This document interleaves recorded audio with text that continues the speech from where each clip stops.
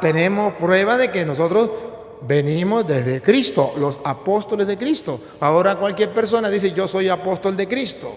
Yo voy a casar. A Petronilo le patina el coco, le patina el coco, le patina el coco. No es el que se diga yo soy apóstol de Cristo. Si es apóstol de Cristo tiene que venir desde Cristo. No, es que a mí el Espíritu Santo me iluminó y me dijo. ¿Y quién me asegura a mí que fue el Espíritu Santo y no fue el diablo? Porque el diablo también habla. El diablo le dice a una persona, métese un tiro, tíresele un carro. ¿No han visto ustedes personas que se ahorcan? ¿Quién le dio la orden? El diablo. ¿Sí? El diablo también les ilumina. Y dice la Biblia que es un ángel de luz. Lucifer se presenta como ángel de luz y viene engañando a la gente. Entonces lo que le llega a la cabeza, eso es de Dios. No todo lo que le llega a la cabeza es de Dios. El diablo también le presenta cosas que le llegan a la cabeza y que no son de Dios. Buenas tardes, padre. Yo quiero saber sobre las parejas que se casan, se salen pues de aquí, sobre las personas separadas, que se casan, que los casan otras personas, como pastores, que los casan y dicen que no pueden ellos, que ellos no deben de casarse con un sacerdote, que un sacerdote los case, porque, es una persona como ellos, y que no deben de confesar los pecados a un sacerdote, que no, porque, eso es Muy bien, gracias por su pregunta. Segunda de Corintios, capítulo 5, versículo 18. Segunda de Corintios, capítulo 5, vamos a leer el versículo 20. En el versículo 20, San Pablo va a decir algo que responde a su interrogante. Si es verdad que el sacerdote no puede casar, lo que eso cualquier persona lo puede casar. Usted verá que San Pablo en 2 de Corintios 5:20 dice: nos presentamos pues como mensajeros de parte de Cristo, como si Dios mismo les rogara por nuestra boca. Nos presentamos pues como mensajeros, como embajadores de Cristo. ¿Y cuál es la clave? Como si fuera el mismo Dios. Eso es lo que tienen que subrayar. Como si fuera el mismo Dios que les hablara por nuestra boca. Ahí vemos con claridad, tanto en la Biblia católica como en la Biblia protestante, que hay instrumentos de Dios, como si fuera el mismo Dios. Al punto que Jesucristo dice, por ejemplo, en Lucas capítulo 10, versículo 16, San Lucas 10, 16, Jesucristo viene a resaltar lo que dice Pablo. Pablo dice, nos presentamos pues como embajadores, como ministros del Señor, y es como si Dios mismo les hablara por nuestra boca. Y Jesucristo el Señor, en San Lucas 10, 16, le dijo a los apóstoles, oiga lo que le dijo. El que les escucha a ustedes, a mí me escucha. El que les rechaza, a mí me rechaza. El que los escucha a ustedes, a mí me escucha. Esos embajadores es como si fuera el mismo Dios que les hablara. Por eso Jesús dice, el que los escucha a ustedes, a mí me escucha. O sea que lo que Pablo dice, que es como si Dios mismo hablara por medio de sus ministros, Jesucristo ya lo había dicho, el que los escucha a ustedes, a mí me escucha. Eso significa que a Dios escuchamos a través de sus ministros, a través de los embajadores. Pero en el caso suyo, de aquellos que dicen que no, rechazan los curas, Jesucristo también dijo, el que los rechaza a ustedes, a mí me rechaza. Y eso no se lo han enseñado los protestantes. ¿Qué por qué? Porque los protestantes fueron católicos. Y cuando estaban en la iglesia católica no leían la Biblia, no se instruían, eran católicos ignorantes, ahora se metieron a protestantes y nunca se dieron cuenta que Jesús advirtió, el que a ustedes escucha, y no se refiere a cualquier persona, se refiere a los que Él envió, A los que Pablo dice somos embajadores de Cristo. Y es como si Dios mismo les hablara. No es que el que escucha a cualquier tonto por ahí, el que escucha a Pánfilo o a Petronilo. No, Señor. El Señor dice, el que a ustedes escucha, a sus ministros, a sus apóstoles, a mí me escucha. Pero el que a ustedes rechaza, a mí me rechaza. Entonces los evangélicos pueden decir, pero esos ministros somos nosotros, compruébelo. Si eran ustedes, ¿dónde estaban hace 500 años? ¿Dónde estaban hace 1000 años? ¿En qué parte del mundo? Compruébelo. Pero la Iglesia Católica, que nos pregunte. Nosotros le podemos decir dónde estaba la Iglesia Católica hace 500 años, antes 1000 años, 1500 años.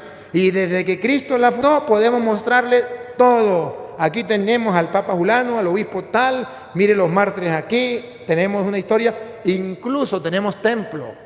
Yo quisiera que algún protestante me mostrara un templo de ellos, un templo, porque ellos también tienen templo, ¿verdad? Que son como garajes, ustedes lo han visto, ¿verdad? Que me mostrara un templo de ellos que tenga más de 500 años. Entonces me quito el sombrero y lo respeto. No tienen un templo que tenga más de 500 años. Y si ellos existían, entonces ¿por qué? ¿Dónde estaban?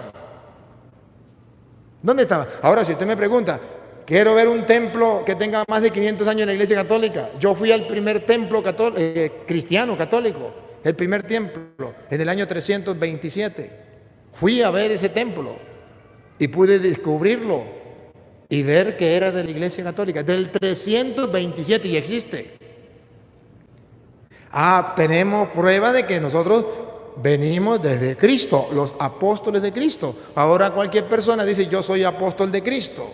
Yo voy a casar. A Petronilo le patina el coco, le patina el coco, le patina el coco. No es el que se diga yo soy apóstol de Cristo. Si es apóstol de Cristo, tiene que venir desde Cristo. No, es que a mí el Espíritu Santo me iluminó y me dijo. ¿Y quién me asegura a mí que fue el Espíritu Santo y no fue el diablo? Porque el diablo también habla. El diablo le dice a una persona, métese un tiro, tíresele un carro. ¿No han visto ustedes personas que se ahorcan? ¿Quién le dio la orden? El diablo. ¿Sí? El diablo también les ilumina. Y dice la Biblia que es un ángel de luz. Lucifer se presenta como ángel de luz y viene engañando a la gente. Entonces lo que le llega a la cabeza, ¿eso es de Dios? No, no todo lo que le llega a la cabeza es de Dios. El diablo también le presenta cosas que le llegan a la cabeza y que no son de Dios. Por eso es necesario que nosotros tengamos presente que el Señor tiene sus embajadores, tiene sus ministros, y Él les dijo claro, el que a ustedes escucha, a mí me escucha. O sea, son mis representantes, son mis embajadores, son mis ministros. Pero el que los rechace a ustedes, y aquí está cuando usted rechaza a un sacerdote, a mí me rechaza. Si los protestantes un día se tomaran en serio esto y miraran el pecado que ellos están echando encima por rechazar a los ministros del Señor, entonces dejarían de hablar tonterías. Y como rechazan a los sacerdotes, los ministros del Señor, ahora presentan otros y que ministros. Ustedes saben cómo son ellos. De repente hoy es un borracho, un asesino, un sinvergüenza. Ellos lo dicen, no estoy inventando, ellos mismos lo dicen. Miren las predicaciones de ellos. No, mejor no las miren. Ellos lo dicen y dicen, no, yo era un borracho, yo era un asesino, yo era un vagabundo, pero un día el Señor, aleluya, gloria al Señor, me iluminó, me dijo, Pánfilo, funda una nueva iglesia, y me nombró pastor. Y ese día comenzó a casar. ¿Con la autoridad de quién? ¿Quién le dio esa autoridad? Me la dio Dios personalmente. A Petronilo le patina el coco, le patina el coco. Así no trabaja Dios. Dios trabaja a través de los sucesores, de los apóstoles, de los ministros que Él ha dejado, al punto que Pablo lo llama embajadores, que es como si Dios mismo hablara. Ahora, cuando un embajador hace la obra del Señor, es como si Dios mismo lo hiciera. Por tanto, se cumple lo que dice Mateo capítulo 19, versículo 5. Cuando es un embajador, un ministro del Señor, entonces ese matrimonio es válido. ¿Por qué? Porque lo realizó un ministro del Señor, que es como si Dios mismo lo hiciera, que es como si fuera el mismo Señor. Y por eso Mateo 19, 5 dice, El hombre dejará a su padre y a su madre, y se unirá con su mujer, y serán los dos uno solo. Y escuchen lo que viene. De manera que ya no son dos, sino uno solo. Ahí viene, listo con la cámara, listo para tomar la foto. Tomamos la foto. Pues bien, lo que Dios ha unido, el hombre no le debe separar. ¡Pácata! Tomé la foto. Lo que Dios ha unido. ¿Pero usted cree que Dios va a venir a casar al hombre y a la mujer? No. Cuando dice lo que Dios ha unido, ¿por medio de quién los une? Por medio del ministro, el embajador, aquel que Jesús dijo: a que ustedes reciban, a mí me recibe; el que ustedes rechazan, a mí me rechaza. Somos embajadores. Entonces, ahí es Dios que une al hombre y a la mujer en ese amor, lo bendice. Ya puede algún hermano decirme: no, señor cura, está muy equivocado. Lo que Dios une significa que mi mujer estaba en México y yo vivía en Estados Unidos. No nos conocíamos. Y un día me fui a comer una hamburguesa y me encontré a esa mujer y nos vimos y nos fuimos al hotel y tuvimos relaciones y nos unimos. Y lo que Dios unió, que no lo separe el hombre. Pues entonces díganme, si eso fuera verdad, entonces significa que lo que Dios unió, que no debe separar el hombre, es aquella vez que usted tuvo por primera vez relaciones sexuales. Dios lo unió a esa mujer. Y pregunto, ¿está viviendo con esa primera mujer que tuvo relaciones sexuales? Si no está viviendo con esa mujer que tuvo relaciones sexuales la primera vez, usted separó lo que Dios unió. Un día Dios los unió para que tuvieran relaciones. ¿Y por qué se separó de ella? Porque ahora, ya después de 1000 mujeres, ahora tiene una más. Entonces tendría que ser lo que Dios unió, no lo separa el hombre. Si esa es la filosofía protestante, entonces el hombre debería quedarse con la primera mujer que tuvo sexo. Y la mujer debería quedarse con el primer hombre que tuvo sexo. Porque lo que Dios unió, ahí los unió Dios. Que no lo separe el hombre. Pero si miramos que no se refiere a eso, entonces quiere decir que lo que Dios unió no significa la primera mujer. ¿Y cuántos hombres han tenido muchas mujeres? Y ahora, después de ser un prostituto, se toma en serio la vida con una mujer. Y entonces ahora dice: sí, lo que Dios unió.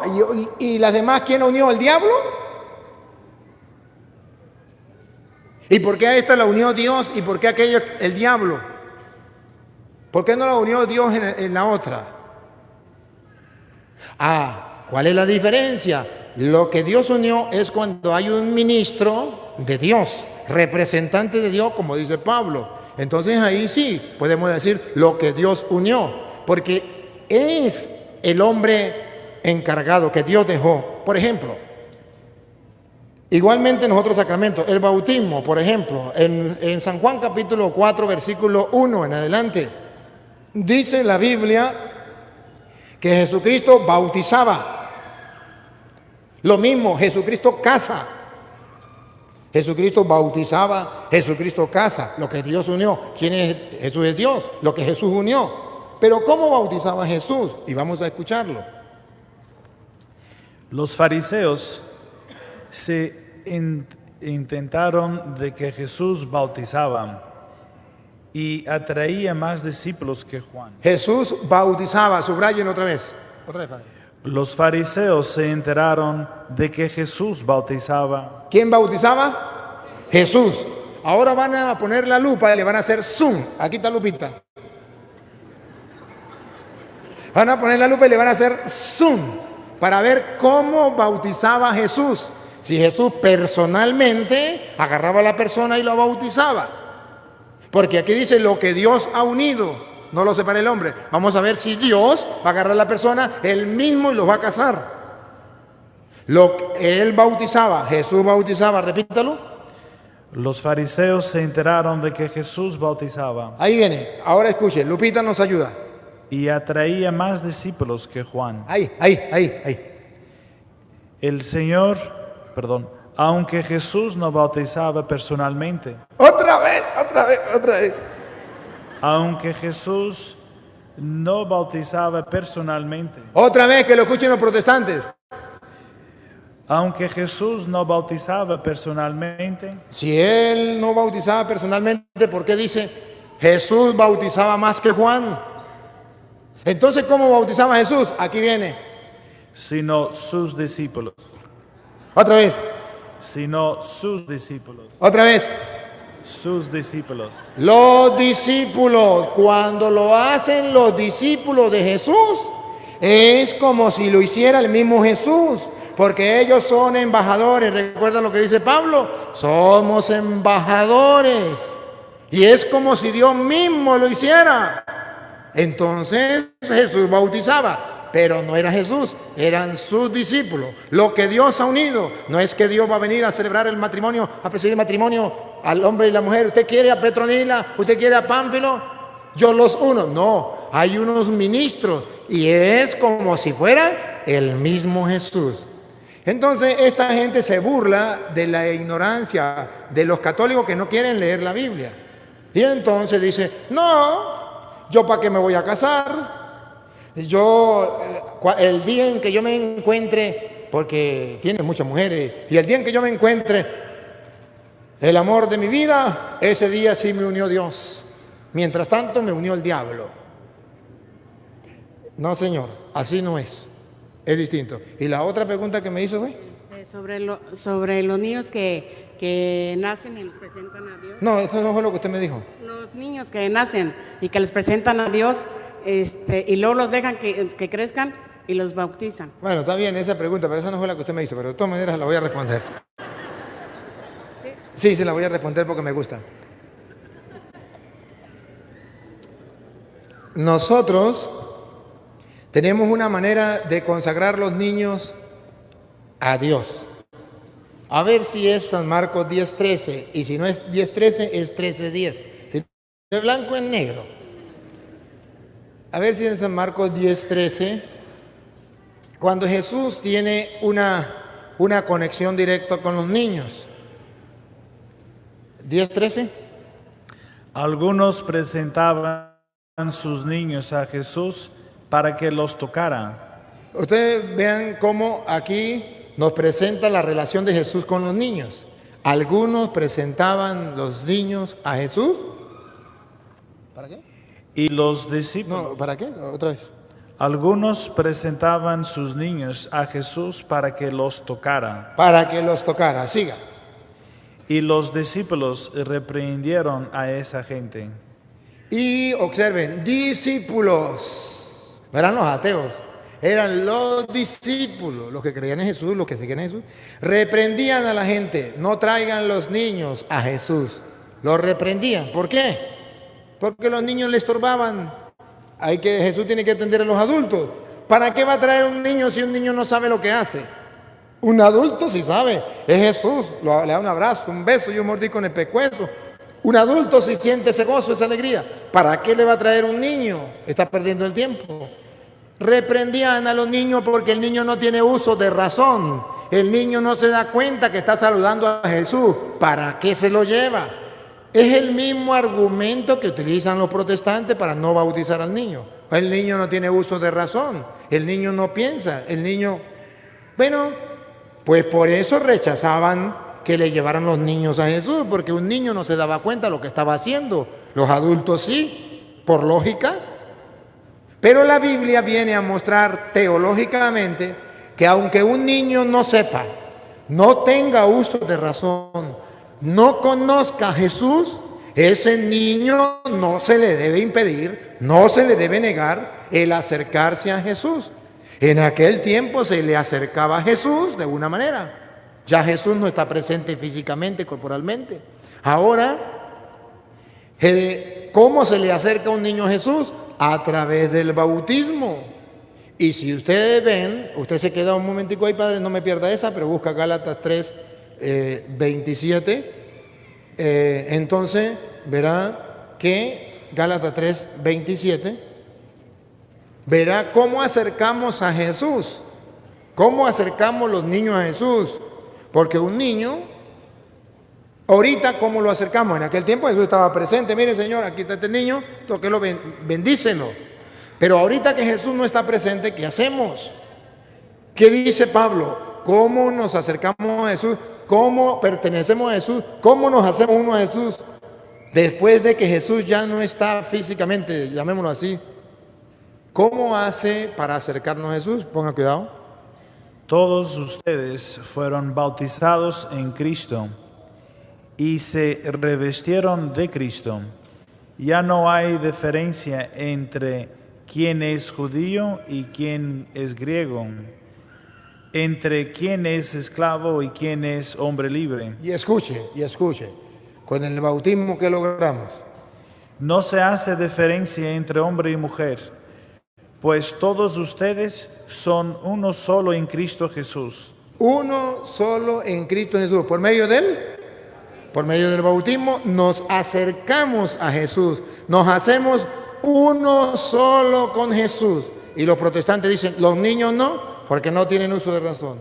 Pues allá en aquel tiempo estos discípulos que representaban los protestantes, que también son discípulos de Cristo, pero que no aceptan que los niños se acerquen a Jesús, le impedía, vuelve otra vez a San Marcos, por favor, le impedían que los niños se acercaran a Jesús. Y ahora vamos a ver si Jesucristo le aplaudió y les dijo, muy bien, protestantes, así es, los niños no tienen uso de razón, no tienen que venir a mí. Vamos a ver qué dijo Jesús. Jesús al ver esto se enojó.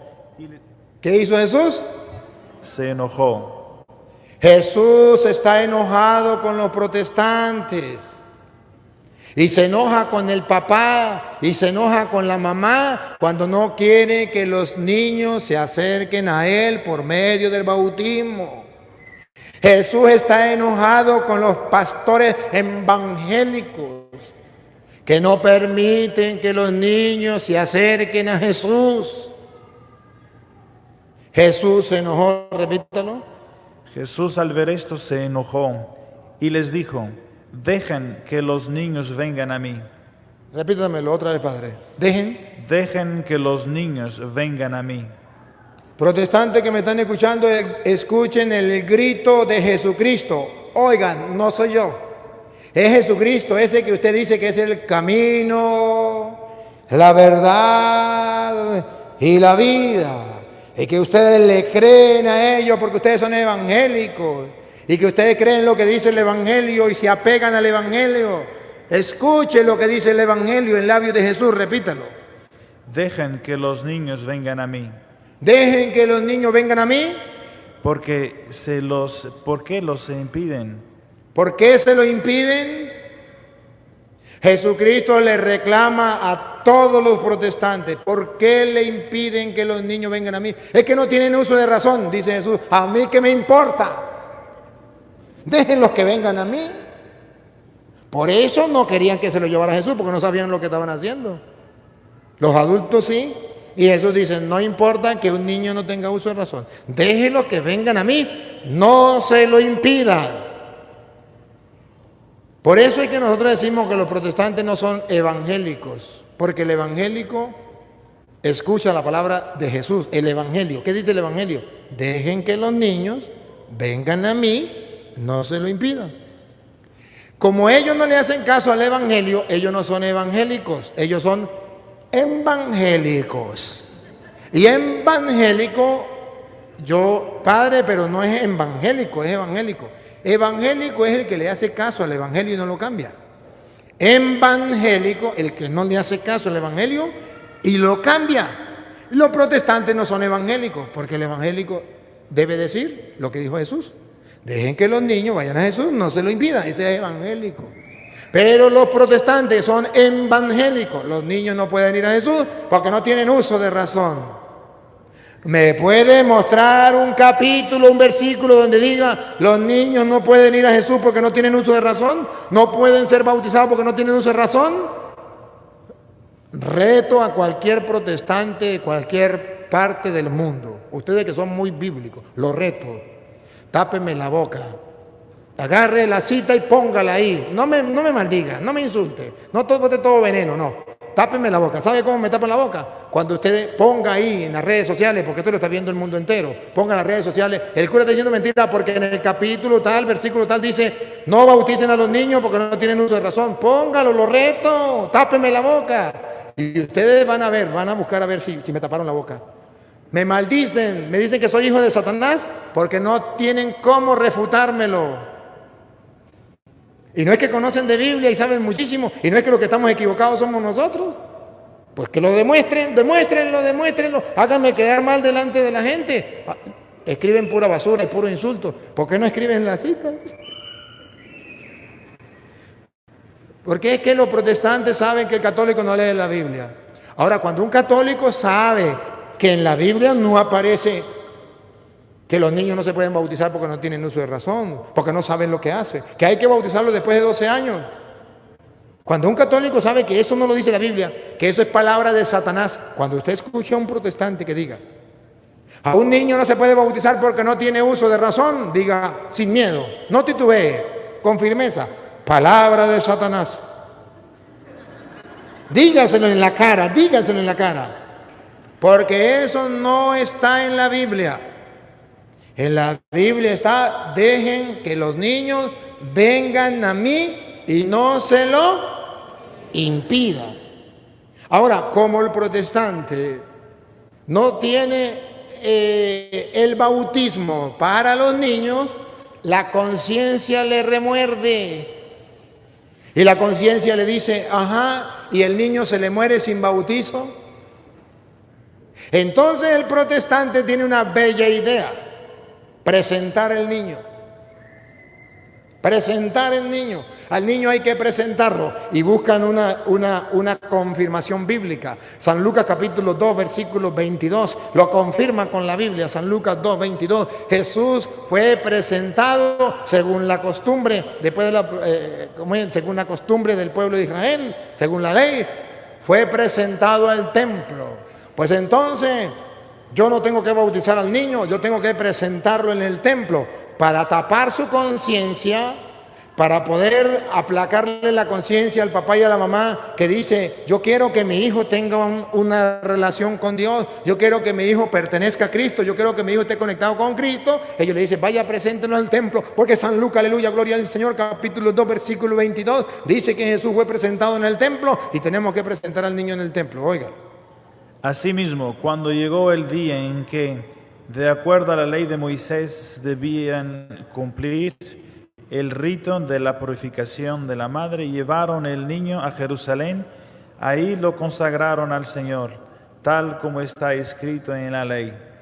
Lo llevaron al templo y lo consagraron al Señor, tal como está escrito en la ley. Entonces en la Biblia está que tenemos que llevar al niño al templo, y a Jesús lo llevaron al templo.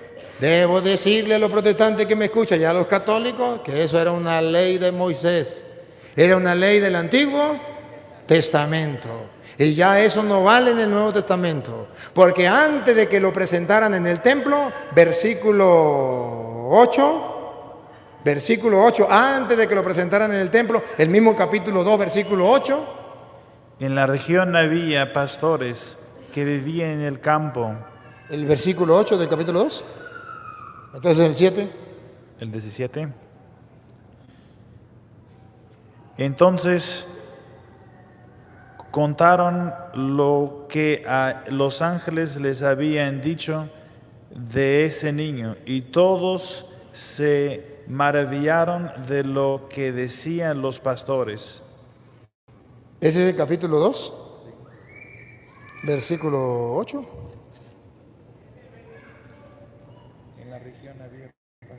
Ese es el capítulo 2, versículo 8. Lucas. De Lucas. Ajá, entonces vamos a ver, 2.5, ¿qué dice? A ver. ¿Ah? 1.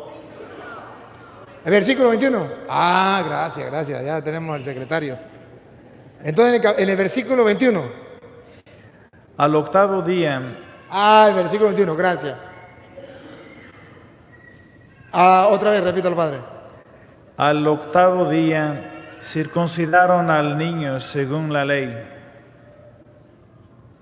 Según la ley, había que circuncidar, y después que lo circuncida, siga. Y le pusieron, al octavo día circuncidaron al niño en la ley y le pusieron el nombre de Jesús, nombre que había indicado el ángel antes que su madre quedara embarazada. Siga. Asimismo, cuando llegó el día en que de acuerdo a la ley de Moisés, debían cumplir el rito de purificación de la madre, llevaron al niño a Jerusalén y ahí lo consagraron al Señor. Observen, si la Biblia dice en el 21 que según la ley lo circuncidaron, y en el 22 dice que según la ley lo presentaron, lo consagraron en el templo, ¿por qué los protestantes cumplen solamente la segunda parte? Van y lo presentan. ¿Por qué no cumplen la primera parte de la ley? Deben circuncidarlo.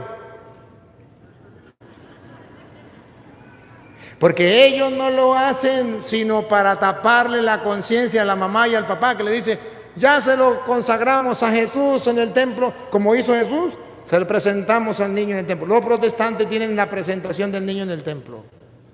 Pero la Biblia dice que la ley no solo mandaba la presentación, mandaba la circuncisión.